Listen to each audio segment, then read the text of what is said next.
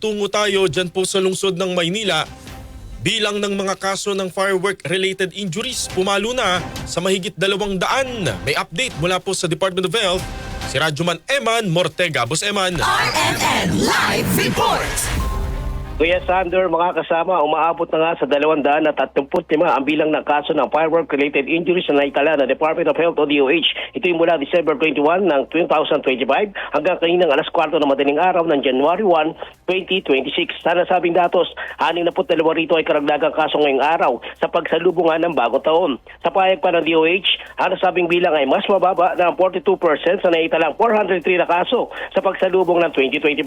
Pero inaasahan pa rin na madadagdagan ng bilang dahil patuloy ang surveillance ng DOH hanggang January 5, 2026. Muli paalala ng DOH, kung mayroong paso o sugat dulot ng paputok, agad na magtungo sa ospital upang mabilis na mapagamot at makaiwas nga sa banta na dala ng nakakamatay na tetano. Kasama mo sa DCX na RMN Manila, Radyoman Eman Mortega, Tatak RMN.